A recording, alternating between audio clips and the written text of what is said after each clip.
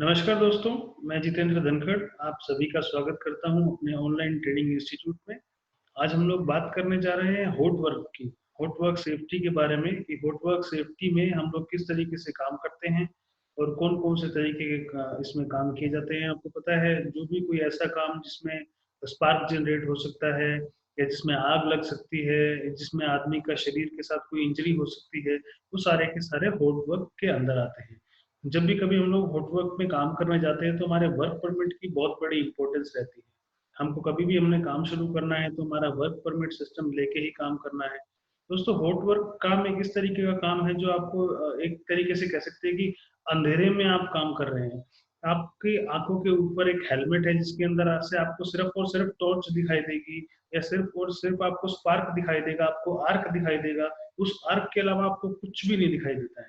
आप जब वेल्डिंग करते हैं तो गैस कटिंग करते हैं या ग्राइंडिंग करते हैं तो वो जो स्पार्क्स और जो जो इलेक्ट्रिकल के जो बर्ड्स जो निकल रहे होते हैं, जो मेटल पार्ट्स जो जो गर्म होते हैं, उनका टेम्परेचर इतना ज्यादा हाई होता है कि वे किसी भी जलने वाली चीज को जला सकते हैं और बहुत जबरदस्त आग लगा सकते हैं। अब वहां पे जब आपकी आंखों के ऊपर एक तरीके से पट्टी है, आपके आपने हेलमेट पहना है, आपने चश्मा पहना है, आपने प्रोटेक्शन हुड लिया हुआ है जो कि ट्रांसपेरेंट नहीं है, ब्लैक है, आपको सिर्फ और सिर्फ पिन पॉइंट दिखाई दे रहा है और वो फ्लेम दिखाई दे रही है। उस केस में आप अपने आप को कैसे बचाएंगे? तब आपकी नाक काम करती है। आपको कभी भी ऐसा लगे काम करने के दौरान कि कोई अननेसेसरी की तरीके की या कोई ऐसी अनवांटेड सी स्मेल आपको फील हो रही है, क्योंकि जो आदमी वेल्डिंग करता है उसको पता होता है कि उसकी जो फ्यूम्स है, वेल्डिंग से जो फ्यूम्स निकल रही है उसके अंदर कैसी खुशबू आती है, उसकी जो गंध है वो कैसी रहती है। अगर उसके अलावा आपको कोई भी गंध फील होती है तो आपको तुरंत काम को रोक देना चाहिए। आपको समझ जाना चाहिए कि आसपास में कोई आग जल रही है या आसपास में कोई ऐसा हजार्ड हो गया है जिसको आप पहचान पा रहे हो। तो ये एक तरीके का ऐसा काम है। और जब भी कभी हम लोग हॉट वर्क करें तो हमें एक चीज ध्यान में देनी चाहिए दोस्तों कि कभी भी अकेले में हॉट वर्क को नहीं करना है। आपके साथ में काम करते हुए कोई भी दुर्घटना हो जाएगी, क्योंकि मैंने पहले ही बोला आपकी आंखों के ऊपर पट्टी है, आपको कुछ भी दिखाई नहीं देगा, आपको सिर्फ अपना टास्क दिखाई देगा, लेकिन आपके आसपास में जो सराउंडिंग है उसका होना बहुत ज्यादा जरूरी है। अगर आप कभी भी ऐसा कोई भी काम कर रहे हैं जो कि हॉट वर्क से रिलेटेड है तो आप कोशिश कीजिए कि आपके पास में एक फायर मार्शल हो, फायर वॉचर हो, जो आपको देखता रहे, या आपका कोई सुपरवाइजर हो या कोई भी ऐसा आदमी जिसको पता हो कि फायर सेफ्टी किस तरीके से करना है, किस तरीके से आपको बुझाना है, तो वो आपकी बहुत बड़ी हेल्प कर सकता है इसके अंदर। दोस्तों हम लोग अपनी गलतियों से ही सीखते हैं। कभी कभी किसी के साथ में जब हाथ के ऊपर किसी के ऊपर बर्ड गिरा तो हमें समझा कि हमने हाथों को बचाना जरूरी है तो हमने हैंड ग्लव्स बनाए। हमारे चेस्ट पे, हमारे शरीर पे कपड़ों के ऊपर गिरा, हमारे कपड़े जले तो हमने लेदर के एप्रन बनाए। फुट वर्क के अंदर लेदर का बहुत बड़ा इंपॉर्टेंट रोल है। हॉट वर्क के अंदर जब आप लेदर क्लोथिंग पहनते हैं, तो आप लेदर का एप्रन पहनते हैं तो आप अपने आप को आग से बचा सकते हैं, उसके स्पार्क से बचा सकते हैं। जब भी कभी आप हॉट वर्क करें तो आपके पास में कोई भी ऐसी चीज नहीं होनी चाहिए जो कि विस्फोट पैदा कर सके, आग लगा सके।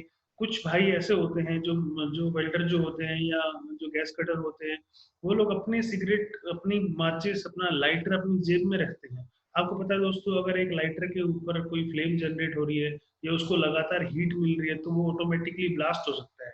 अगर ऐसे केस में वो ब्लास्ट होगा तो वो एक्सप्लोजन आपके शरीर को बुरी तरीके से जला सकता है। कभी भी ऐसा काम करते हुए जब भी आप हॉट वर्क करें तो ऐसे कपड़ों को नहीं पहनना है जिसके अंदर आग लग सकती है। प्रॉपर पर्सनल प्रोटेक्टिव इक्विपमेंट पहन के ही आपको इस तरीके का काम करना है। और आपको कोशिश करना है कि जब भी कभी आप कोई ऐसा काम करें तब आपके साथ कोई ना कोई हो, चाहे वो फायर मार्शल हो, चाहे फायर वॉचर हो, चाहे सेफ्टी का कोई भी आदमी आपके साथ में हो, तो आप अपनी जान बचा सकते हैं। और आसपास का जो सराउंडिंग एरिया है उसको भी आपने देखना है। आपके आसपास के सराउंडिंग एरिया में कोई ऐसी चीज तो नहीं है जो जल सकती है, जिसकी वजह से आग लग सकती है, उसको भी हमने बचाना है। क्योंकि जब हम काम करते हैं आग का, तो एक छोटा सा पेपर का टुकड़ा भी आग लगा सकता है, एक मैट भी आग लगा सकता है, एक एक छोटा सा कार्टून बोर्ड भी आग को अंजाम दे सकता है। तो हमने ये कोशिश करनी है। तो ये भूमिका है बेसिकली कि हॉट वर्क सेफ्टी का काम आप किस तरीके से करेंगे। तो आप देखते हैं, सबको पता है कि गैस कटिंग किस तरीके से काम करती है, और डीए सिलेंडर्स और कटिंग टॉर्च की क्या क्या फिटिंग्स होती है। फिर भी मैं एक बार थोड़ा ब्रीफ कर देता हूँ। ये अपना एसिटिलीन सिलेंडर है, जो कि फ्यूल सिलेंडर जिसको हम लोग बोलते हैं। एक तरफ अपना ऑक्सीजन सिलेंडर होता है, उसके बाद ऑक्सीजन के हॉजेस हैं, ये एसिटिलीन की टॉर्च वाल्व है, यहाँ पे फ्लैशबैक अरेस्टर होते हैं, यहाँ पे ऑक्सीजन की टॉर्च है, ये आपका टिप क्लीनर है जो आपके टॉर्च को साफ करने के काम आएंगे। वेल्डिंग ग्लव्स, वेल्डिंग गॉगल्स और जो आपके लाइटर्स हैं जिससे आप टॉर्च को आग देंगे, वो भी बहुत ज्यादा क्रिटिकल रोल प्ले करते हैं इसके अंदर। इस तरीके से हमने सिलेंडर को चेन करके रखा हुआ है, ये एक सेफ प्रैक्टिस है। इस सेफ प्रैक्टिस के साथ साथ में अगर आप इसके साथ एक सोप सॉल्यूशन, आप एक बोतल लें, एक लीटर की बोतल के अंदर एक रुपए का शैम्पू का पाउच डाल के उसको हिलाएं, तो उसके अंदर बबल्स बनेंगे, वो एक झाग से बनाएगा। अगर आपके पाइपलाइन के अंदर आपका जो पूरा पाइप है, आपका जो होज है, या पे जितने भी कनेक्शंस हैं, जितने भी पॉइंट्स हैं, अगर उसमें कोई भी माइनर लीकेज होगा तो वो उस झाग से डिटेक्ट हो जाएगा और उसके बाद आप उसको रेक्टिफाई कर सकते हैं, उसको रिपेयर कर सकते हैं। तो इसमें हजार्ड्स क्या क्या होंगे, क्योंकि बहुत ज़्यादा टेम्परेचर है, हाई टेम्परेचर है। जब भी आप गैस की कटिंग करते हैं, मेटल को काटते हैं, तो टेम्परेचर जो होता है वो 600 डिग्री से 2000 डिग्री तक पहुंच जाता है, जो कि बहुत ज़्यादा खतरनाक है।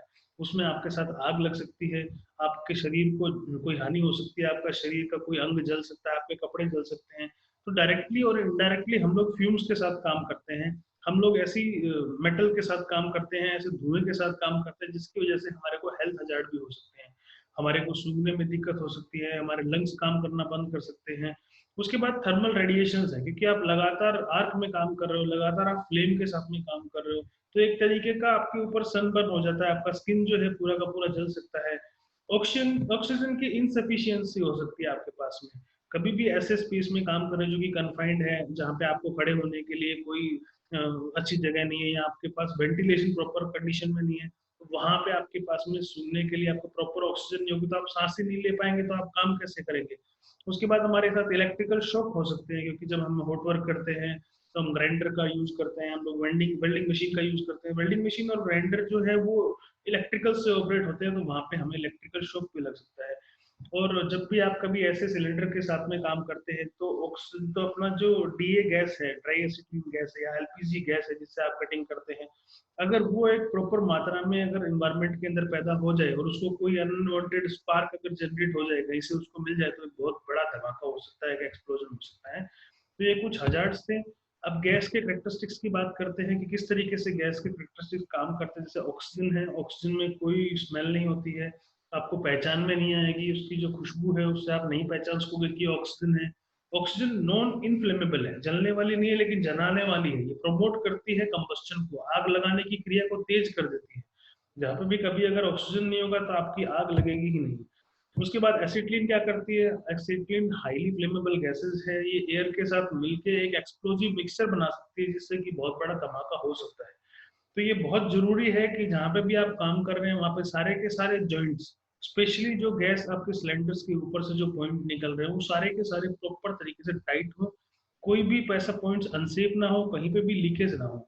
सिलेंडर्स के बारे में बात करें तो एसिटिलीन का जो सिलेंडर है वो मरून कलर का होता है, उसको हमने हमेशा अपराइट पोजीशन में रखना है, हमेशा सीधे खड़े रखना है। इसके अंदर जो प्रेशर होता है वो 250 पाउंड्स पर स्क्वायर इंच होता है, तो काफी प्रेशर है आग को लगाने के लिए। और इसकी जो वॉल्यूम रहती है 8.5 एम क्यूब है। ये आप दूसरा सिलेंडर देखेंगे जो ऑक्सीजन का सिलेंडर है, तो ब्लैक कलर में आपको सिलेंडर मिलते हैं, उनका जो आपका जो प्रेशर है वो 2200 पाउंड्स पर स्क्वायर इंचेस है, और जो वॉल्यूम है वो 6.9 एम क्यूब है। इस तरीके की जो बाकी जो अदर एसेसरीज हैं जो आपको गैस कटिंग के दौरान काम आती हैं, तो आपका रेगुलेटर्स हैं। रेगुलेटर में आपको सिंगल स्टेज भी है और डबल स्टेज भी है। सिंगल स्टेज में क्या होता है, सिंगल स्टेज में सिर्फ आपको सिलेंडर का प्रेशर बताएगा, लेकिन डबल स्टेज में क्या होता है, ऐसे ऐसे जो डबल स्टेज में जो रेगुलेटर्स आते हैं, उनमें आपको सिलेंडर का प्रेशर तो बताएगा ही बताएगा, साथ में आपका जो कटिंग जो टॉर्च है, आपका जो होज पाइप है, उस पाइप के अंदर क्या प्रेशर चल रहा है वो भी आपको डिटेक्ट करके बताता रहेगा। उसके बाद आपके स्पार्क लाइटर है जिससे कि आप आग जलाएंगे। उसके बाद आपके होजेस हैं, जैसे आपका हमने बताया कि कलर, जैसे ऑक्सीजन का कलर ब्लू है, उस तरीके से हमने डीए के रेड कलर और ऑक्सीजन का ब्लू कलर, इस तरीके के आपके होजेस होते हैं। उसके बाद आपके कनेक्टर होते हैं। कनेक्टर से मेरा मतलब है कि जो होज क्लिप है या क्रैम्प्स है, जिससे आप अपने होज पाइप्स को एंकर करते हैं, बांधते हैं। कई साइड पे हम लोग पाते हैं कि हमने जो होजेस हैं उसको हम लोग बाइंडिंग वायर से बांध देते हैं, जो कि बिल्कुल अनसेफ प्रैक्टिस है, ऐसा हमने नहीं करना है। कभी भी ऐसी जो कंडीशन है उसकी बहुत बड़ी आग लग सकती है। दूसरा हमारा बड़ा इंपॉर्टेंट रोल प्ले करते हैं फ्लैशबैक अरेस्टर। अगर फ्लैशबैक अरेस्टर आपकी साइड पे हैं, आपके सिलेंडर्स में लगे हुए हैं, तो आग के खतरे बहुत हद तक कम हो सकते हैं। उसके बाद देखेंगे स्टोरेज कैसे करनी है सिलेंडर्स की। ऑक्सीजन और एसिटिलीन के जो सिलेंडर्स हैं उनको कभी भी एक साथ में स्टोर नहीं करना चाहिए, उनको अलग अलग जगह पे स्टोर करना है। जहाँ पे भी हम लोग इसका स्टोरेज करें, हम लोग कोशिश करेंगे कि वो हार्ड सरफेस हो, हम लोग ऐसी कोई जगह पे नहीं करेंगे कि वो मिट्टी हो, मिट्टी के अंदर वो अपनी जो पोजीशन है उसको नहीं बना पाएगा और वो गिर जाएगा और गिर के बहुत बड़ी दुर्घटना हो सकती है। उसके बाद कभी भी इनको अगर इंटीरियर रूम में अगर किसी तरीके से जो बंद रूम के अंदर अगर रखना पड़ जाए तो हम कोशिश करेंगे, हम मेंटेन करेंगे कि वहाँ जो वेंटिलेशन है वो बहुत अच्छे तरीके से हो। हमारा जो एसिटिलीन सिलेंडर है, हमें जैसे बताया गया कि वो लिक्विड गैस है, उसके अंदर हमेशा उसको हमने अपराइट पोजीशन में रखना है, सीधा रखना है। जो ऑक्सीजन सिलेंडर है उसको हम लोग हॉरिजॉन्टली स्टैक कर सकते हैं, मतलब उसको लेटा के रख सकते हैं, लेकिन वो भी हाइट के ऊपर बात है कि लगभग 4 जो है उसके ज्यादा हम लोग नहीं रख सकते। मैं उसको प्रूव करूंगा कैसे आपको करना है। उसको हमने रोल नहीं करना है, उसको घुमाना नहीं है। हालांकि जब हम किसी भी सिलेंडर्स को पैर से मारते हैं तो हमें बड़ा मजा आता है, आनंद की फीलिंग आती है, लेकिन वो जो आनंद की फीलिंग है बहुत बड़ी वर्स फीलिंग हो सकती है अगर उसका नोजल, उसका जो नेक है वो टूट गए तो। कभी भी डायरेक्ट हीट में, डायरेक्ट सनलाइट में किसी भी सिलेंडर को नहीं रखना है, क्योंकि उससे भी उसका वेपराइजेशन होकर ब्लास्ट हो सकता है, एक्सप्लोजन हो सकता है। ऑक्सीजन जो सिलेंडर्स हैं हमेशा किसी ऑयल से या ग्रीस से दूर रखना है, उससे उचित दूरी बना कर रखनी है। अब देख रहे हैं कि सिलेंडर्स को कैसे स्टोर किया जाए, तो देखिए ये आपका एसिटिलीन का सिलेंडर है, इसको हमेशा अपराइट पोजीशन में रखना है। ये जो आप देख रहे हैं ये नेक कैप है, ये नेक कैप बचाने का काम करती है। कभी भी आपका सिलेंडर अगर कोई है उसके ऊपर नेक कैप है तो वो टूटने से बच जाएगा, कोई भी धमाका, कोई भी बड़ा एक्सीडेंट उससे आप बच सकते हैं अगर प्रॉपर उसने कैप लगी हुई है तो। कभी भी कोई ऐसा सिलेंडर जब हम लोग खड़ा करते हैं तो उसको हम लोग चैन के साथ में बांध रखेंगे। हमेशा सिलेंडर का कैप यूज करेंगे, हार्ड सरफेस पे उसको रखेंगे ताकि वो गिर ना जाए, वो बैलेंस्ड रहे। इनफ वेंटिलेशन हम लोग मेंटेन करेंगे कि वेंटिलेशन, हवा का जो आना जाना है, हवा का जो प्रभाव है, हवा का जो प्रवाह है वो बना रहे आपके कमरे के अंदर, आपके स्टोरेज के अंदर। तो आपकी ऐसी जो चीजें हैं उसकी जो दुर्घटना है उसको कम किया जा सकता है। कोई भी ओपन फ्लेम स्टोर के अंदर आपको परमिट नहीं की जाएगी, वहां पे आप स्मोक नहीं कर सकते हैं, वहां पे आप कोई लाइटर यूज नहीं कर सकते हैं। और कोशिश कीजिए कि जहां पे आपने सिलेंडर्स को स्टोर किया है वहां पे अंदर कोई भी लाइटिंग अरेंजमेंट भी ना हो। अगर कोई लाइटिंग अरेंजमेंट भी होगा, क्योंकि लाइटिंग जो अरेंजमेंट्स है वहां से भी जब हम लोग ऑन ऑफ करते हैं प्लग्स को तो उसके अंदर से भी स्पार्क्स जनरेट होते हैं जो कि एक्सप्लोजन को लीड कर सकते हैं। तो ऐसे आपने कोशिश करनी है कि अंदर कोई भी लाइटिंग ना हो, कोई भी स्विचेस ना हो, सारे स्विचेस सारी लाइटें बाहर ही रहे, हमारे स्टोर के अंदर कुछ भी ना हो। उसके बाद कोई भी ऐसा मटेरियल ना हो जो कि तुरंत आग पकड़ ले, जो कि स्पॉन्टेनियस हो, जिसका कंबस्शन बहुत जल्दी होता हो।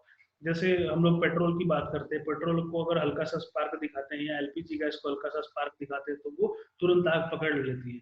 उसके बाद हम लोग स्टैकिंग की बात करते हैं सिलेंडर्स, ये ऑक्सीजन सिलेंडर्स आप देख रहे हैं, इसको हम लोग बात करें कि 4 लेवल में हम लोग रख सकते हैं maximum. First level, second level, third level, उसके बाद 2 सिलेंडर इसमें मैक्सिमम और रख सकते हैं। इतनी स्टैकिंग हम लोग कर सकते हैं, इसके ऊपर हमने नहीं बढ़ना है, वो भी दुर्घटनाओं को अंजाम दे सकता है। हम लोग 4 से ऊपर नहीं बढ़ेंगे।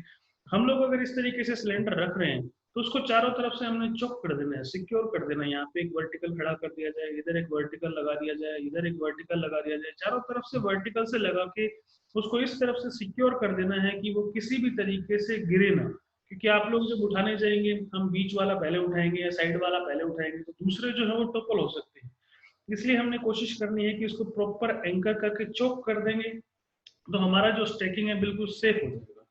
उसके बाद अनलोडिंग की बात करते हैं, अनलोडिंग कैसे की जाए, तो देखिए आपको दिखाई दे रहा है ये गैस सिलेंडर्स हैं, ये ट्रक है, ट्रक के अंदर से हम लोग ऐसे पैडिंग होती है, मैटर्स आते हैं, इन मैटर्स के साथ में हम लोग इसको इस तरीके से नीचे उतार लेते हैं। उसके बाद उसको अपराइट पोजीशन में लेके आते हैं और रोल करके, नीचे से रोल नहीं करना है, उसको घुमाना नहीं है, ऊपर से उसकी नेक पकड़ के धीरे धीरे घुमा के उसको अपनी फाइनल पोजीशन में लेके आना है। क्योंकि ये लिक्विफाइड गैस है और लिक्विफाइड गैस जो होती है वो लेटाने की वजह से लीक हो सकती है और उससे बहुत बड़ी दुर्घटना हो सकती है।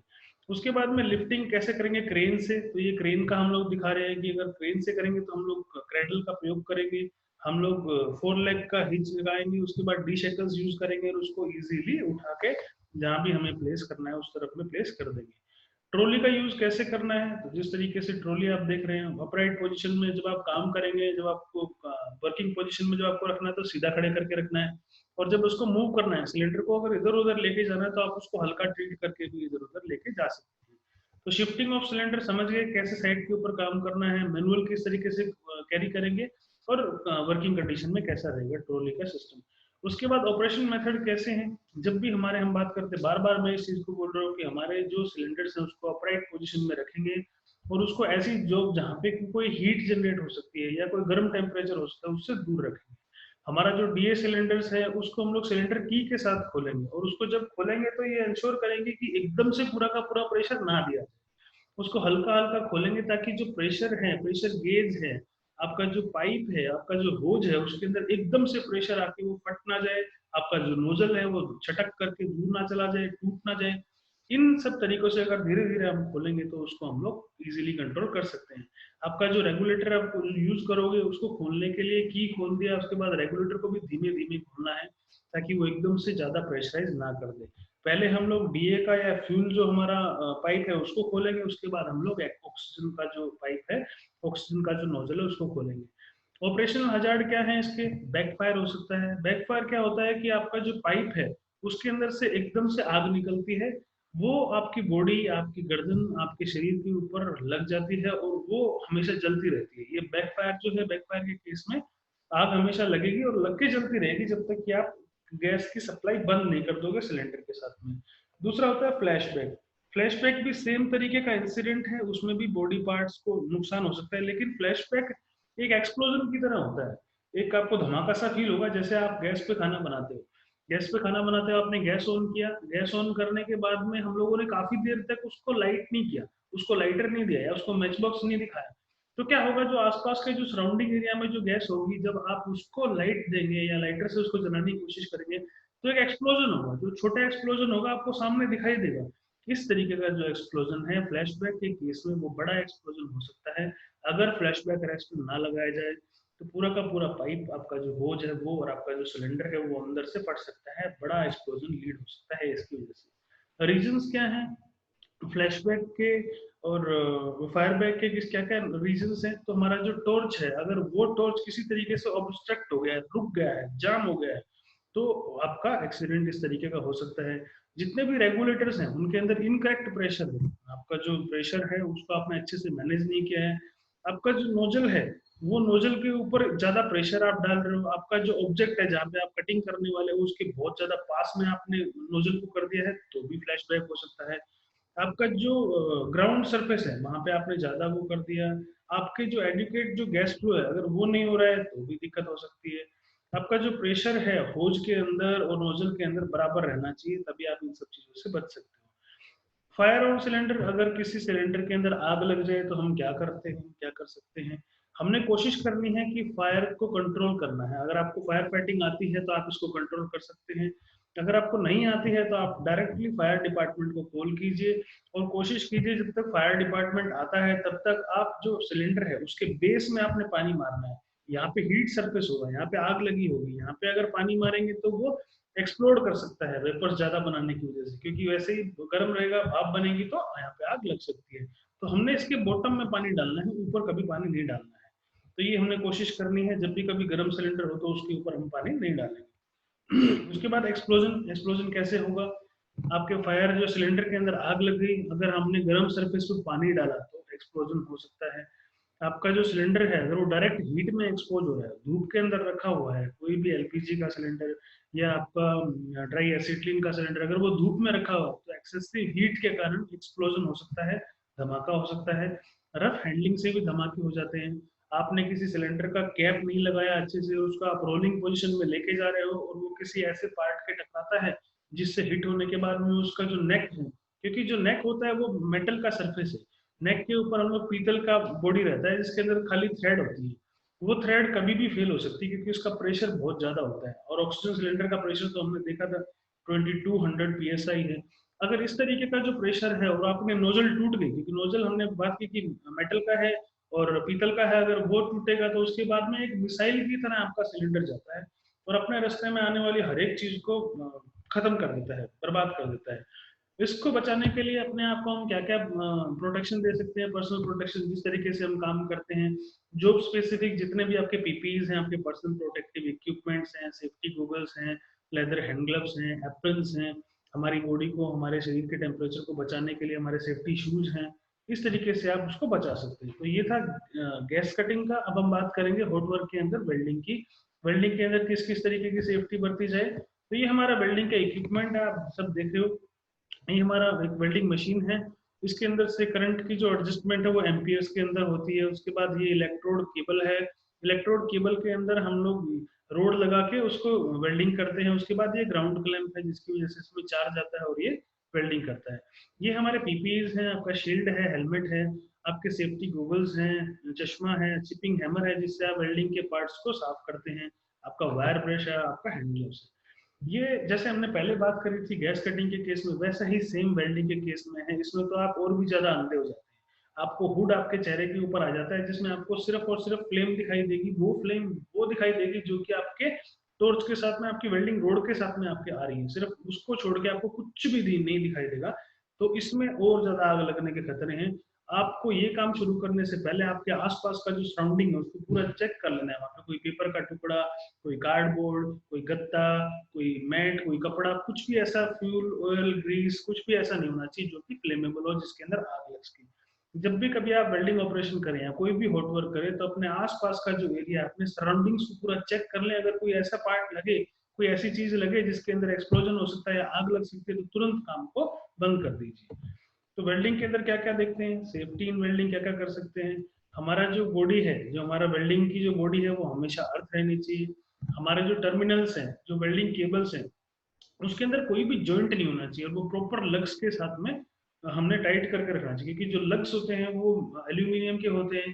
कई जगह पे हमने देखा है कि हम वेल्डिंग मशीन जब यूज करते हैं तो वेल्डिंग की जो केबल है, जो हमारा केबल है, उसको हम लोग डायरेक्ट नट के साथ जोड़ देते हैं। वो धीरे धीरे गर्म होके मेल्ट होके पूरा का पूरा जल जाता है, जिससे हमारी मशीन के ऊपर भी काफी प्रभाव पड़ता है और मशीन भी जल जाती है। तो जितने भी हमारे जॉइंट्स हैं, केबल के अंदर कोई भी टर्मिनल है वो इस तरीके से नहीं होना चाहिए। अगर कुछ है तो ऐसा हीट रेजिस्टेंस टेप होना चाहिए उसके ऊपर। अगर कोई इंसुलेशन उसका फट गया है तो उसको हमने देखना है और उसको कोशिश करना है कि वो ठीक रहे। हमने कम से कम जो हमारी मशीन है वहां से जो 3 मीटर का जो एरिया है जहाँ पे हम लोग इलेक्ट्रोड होल्डर है जहाँ पे हम लोग इलेक्ट्रोड चलाने वाले हैं, वहां से लेके 3 मीटर का एरिया ऐसा होना चाहिए कि उसके अंदर कोई भी जॉइंट ना हो किसी भी तरीके का। उसके बाद वेल्डिंग में क्या क्या सेफ्टी बरत सकते हैं। हमारी कोई भी ऐसी इलेक्ट्रिकल केबल जो कि हमारे काम की नहीं है, या हमारी वेल्डिंग्स की जो वायर जा रही है उसके ऊपर से कोई भी केबल, कोई भी चीज, कोई भी मेटल, कोई भी ऑब्जेक्ट ऐसा नहीं होना चाहिए जो कि आपकी जो इंसुलेशन है उसको डैमेज कर दे। हमारे रिटर्न बॉडी के लिए हम लोग क्या करते हैं, जहां से हम लोग अर्थ लेते हैं, वो अर्थ के लिए हमने कोई भी जुगाड़ नहीं बनाना है। कई बार हमने देखा है कि साइट के ऊपर आप कोई भी सरिया लेके उसको हम वेल्ड कर देते हैं। उसके बाद कोई भी एंगल ले लेते हैं, एंगल का टुकड़ा ले लेते हैं, कोई चैनल का टुकड़ा ले लेते हैं। इसको हमने अवॉइड करना है। उसके लिए हम लोग प्रॉपर अर्थिंग होल्डर, जैसे हम लोग नॉर्मल हेल्डर यूज करते हैं वेल्डिंग के लिए, उस तरीके का आपको होल्डर यूज करना है अर्थिंग के लिए। कभी भी आपका जो इलेक्ट्रोड है, आपका जो रोड है इलेक्ट्रिकल की, जो जिससे आप वेल्डिंग करेंगे, उसको नंगे हाथों से कभी भी चेंज नहीं करना है। खास करके जब जब आप गीले हों या बारिश की कंडीशन हो, क्योंकि उससे आपको करंट लग सकता है। या अभी आप किसी ऐसे फ्लोर पे खड़े हो जो कि गीला हो, आपके शूज गीले हो, उससे आपको करंट लग के इलेक्ट्रोक्यूशन की वजह से आपकी जान जा सकती है। तो और क्या क्या हजार्ड हो सकते हैं, जैसा गैस कटिंग में था फायर हो सकता है, लेकिन यहाँ पे एक इलेक्ट्रिकल शॉक जुड़ गया है, इलेक्ट्रोक्यूशन हो गया, यहाँ पे आपके साथ में करंट लग के आपकी जान जा सकती है। और हेल्थ हजार्ड क्या क्या है उसके बारे में बात करेंगे। तो ये हजार्ड से कुछ हमारे साइट के ऊपर जो हो सकते हैं। सबसे बड़ा हजार्ड है वेल्डिंग के दौरान ओवरहेड काम करते हुए। ओवरहेड का मतलब होता है जब हम अपने अपने शरीर के ऊपर, अपनी गर्दन के ऊपर, अपने सिर के ऊपर हम लोग कभी कोई काम करते हैं और उसके नीचे हमको खड़ा होकर काम करना पड़ता है। अगर कोई ऐसा सिनारियो बन रहा है तो कम से कम ऐसा वर्किंग प्लेटफॉर्म बनाया जाए कि उस आपका जो लेवल है जो आपके सिर के ऊपर है, आप वहां तक अच्छे से पहुंच सके और इजीली अपना काम कर सकें। आप जब भी कभी ओवरहेड पे काम करें तो ऊपर से गिरने वाले स्पार्क्स को आपने रोकना है। ऐसा ना हो कि आपके चेहरे के ऊपर, आपकी गर्दन के अंदर, आपके पीछे, आपके कपड़ों के ऊपर कोई ऐसा स्पार्क तो ना गिर जाए जिससे आपको आग लग जाए या आपको कोई जलने का केस हो जाए, इस तरीके की बर्न इंजरी ना हो जाए कोई। कभी भी कन्फाइंड स्पेस में काम करते हुए पूरा का पूरा वेंटिलेशन बना के रखना है। अकेले कभी भी वेल्डिंग का काम नहीं करना है। इस बात को बार बार दोहराता हूँ मैं, क्योंकि अकेले काम करने में ज्यादा दुर्घटनाएं होती हैं। कभी भी वेल्डिंग और कटिंग का काम टैंक्स और वेसल में करते हो तो वहाँ बहुत खतरा है। किस टाइप का टैंक है, उसमें पहले क्या था, केरोसिन था, पेट्रोल था, वहां पे भी बहुत बड़ी बड़ी ऐसी दुर्घटनाएं हुई हैं कि आदमी वेल्डिंग करने के लिए गया, पहले कोई चेकिंग नहीं हुआ, जैसे उसने इलेक्ट्रोड लगाया, जैसे ही स्पार्क जनरेट हुआ, बहुत बड़ा ब्लास्ट हुआ। ऐसे ऐसे एक्सीडेंट से बचने के लिए हमको प्रॉपर सेफ्टी मेजर्स लेने हैं। ट्रिपिंग हजार्ड, जब आप काम करते हैं किसी हाइट के ऊपर, किसी दीवार के ऊपर, आप जब नीचे बैठ के काम करते हैं या चलते हुए काम करते हैं तो जो आपका वायर है, जो इलेक्ट्रोड केबल्स हैं, वो आपके पैरों में आने के बाद आप गिर के फिसल फिसल सकते हो, चोट लग सकती है। ये सब चोट ना लगे आपके साथ हेल्थ हजार्ड क्या क्या हो सकते हैं? जनरेशंस ऑफ फ्यूम्स, क्योंकि जब दो मेटल्स को जलाया जाता है, किसी दो मेटल्स को जब आप जोड़ते हैं तो एक मेटल को पिघला के उससे वेल्डिंग किया जाता है। दो दो मेटल्स को जोड़ने का काम ही हमारा वेल्डिंग कहलाता है। इसके दौरान ये हमारा जो हीट है वो इतना ज्यादा हो जाता है कि उसका टेम्परेचर बहुत ज्यादा राइज होता है। उस टेम्परेचर के राइज होने की वजह से उसमें बहुत ज्यादा फ्यूम्स और गैसेस निकलती है, जो कि हमारे शरीर के लिए बहुत ज्यादा नुकसानदायक है। तो हमारा जो फ्यूम्स है और गैसेस है वो किस पे डिपेंड करता है? वेल्डिंग के प्रोसेस के ऊपर। हम लोग किस टाइप की वेल्डिंग कर रहे हैं, हमारा मटेरियल क्या है, हम किस चीज को हम लोग जला रहे हैं, हम स्टील में काम कर रहे हैं, एल्यूमिनियम में काम कर रहे हैं या ब्रास पे काम कर रहे हैं, हमारा फिलर मटेरियल क्या है, किस मटेरियल से हम लोग वेल्ड कर रहे हैं। उसके बाद toxicity of contaminants depend upon the concentration. ये हमारा हमारा जो बॉडी का रेस्पॉन्स है, हमारे जो बॉडी, हर आदमी का रेस्पॉन्स लेवल अलग अलग होता है।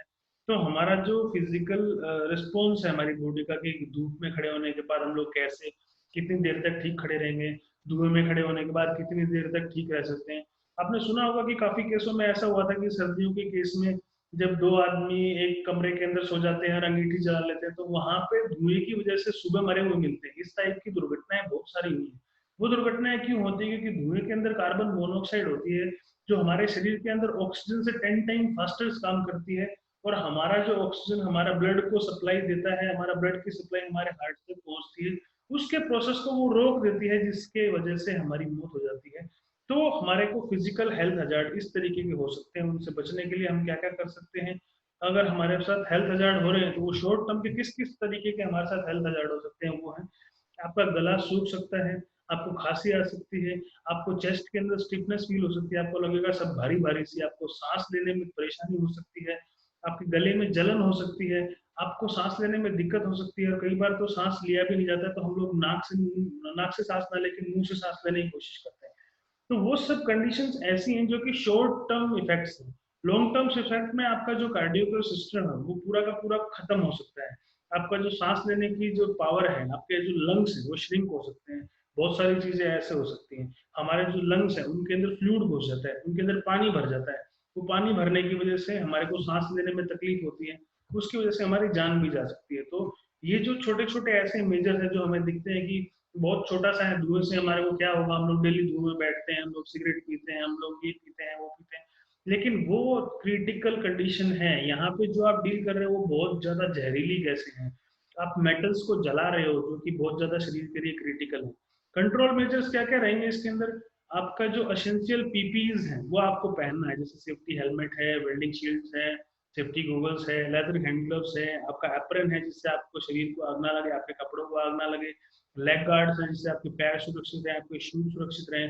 और यहाँ पे हम लोगों को एक चीज और ऐड कर देनी है कि आपका जो ईयर मास्क है, आपका जो फेस मास्क है, जहाँ पे आपको फ्यूम्स जो हो रही हैं वो फ्यूम्स डायरेक्टली आपके लंग्स में ना जा पाए। आपका जो ईयर प्लग्स हैं, क्योंकि आप जब वेल्डिंग करते हैं, गैस कटिंग करते हैं या ग्राइंडिंग करते हैं तो बहुत सारी आवाज आती है। उस आवाज से बचने के लिए भी हमको ध्यान देना है कि ऐसी कोई आवाज ना हो जो कि हमारे कानों को नुकसान पहुंचा दे।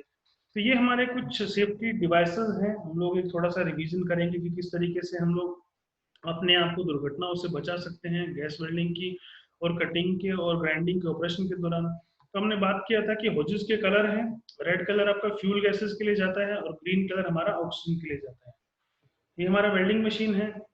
वेल्डिंग मशीन को प्रॉपर रहना चाहिए, साफ सुथरी कंडीशन में, कोई भी पार्ट डैमेज नहीं होना चाहिए, प्रॉपर लग्स रहने चाहिए। तो हमको हर एक जो वेल्डिंग ऑपरेशन है वो बिल्कुल सेफ हो, उसके लिए हमारे मशीन का सेफ होना बहुत ज्यादा जरूरी है।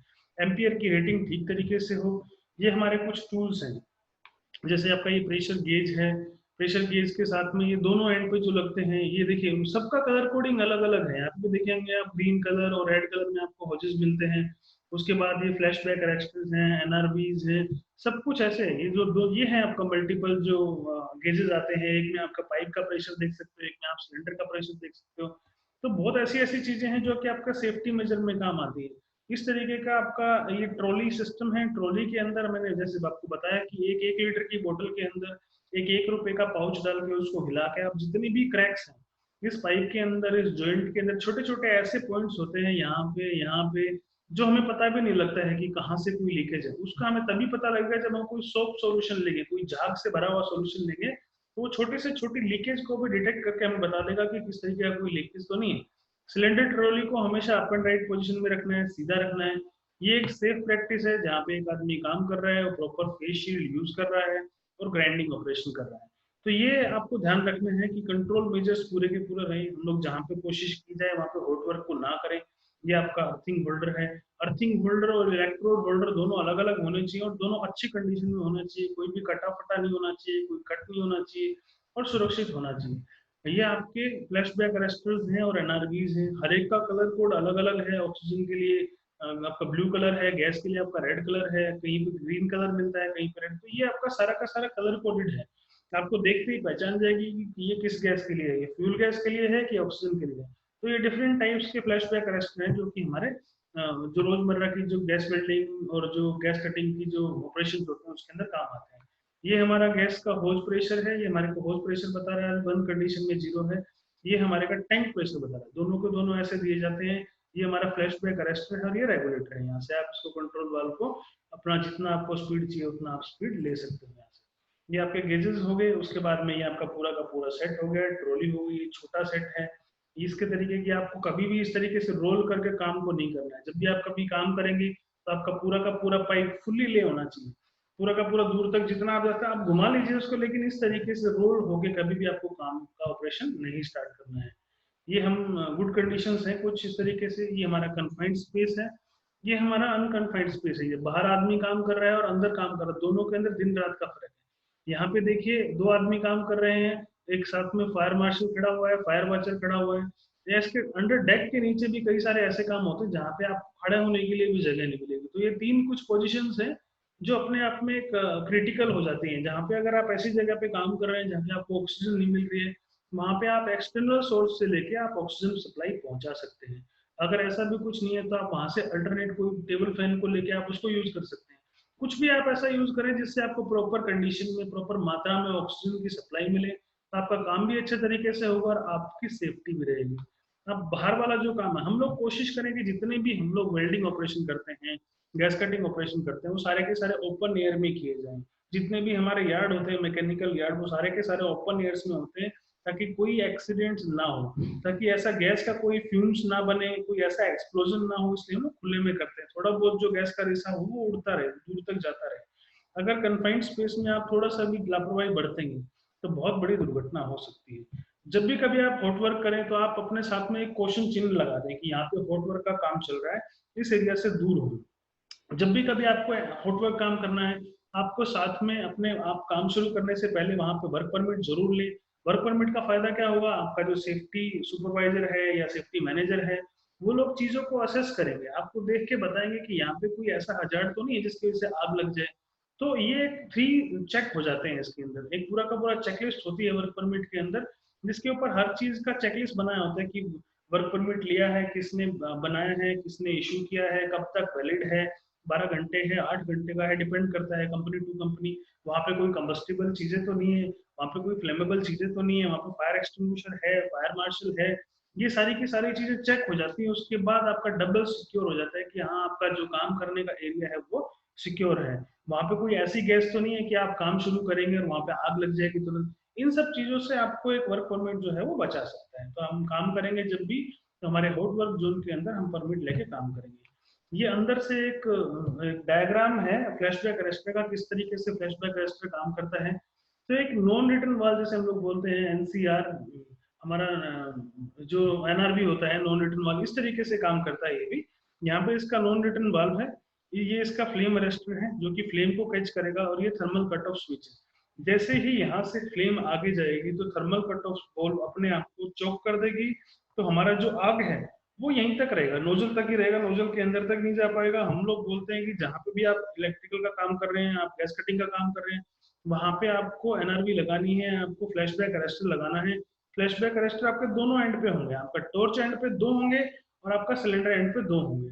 दोनों जो आपके पाइप निकल रहे हैं, चाहे वो टॉर्च एंड से निकल रहे हैं चाहे सिलेंडर एंड से निकल रहे हैं, दोनों के अंदर आपको फ्लैशबैक अरेस्टर देना है, जिससे कि आपका जो आग है उसको लगने के खतरे कम हो जाए। तो ये एक पिक्चर है फ्लैशबैक अरेस्टर किस तरीके से लगाया जाता है।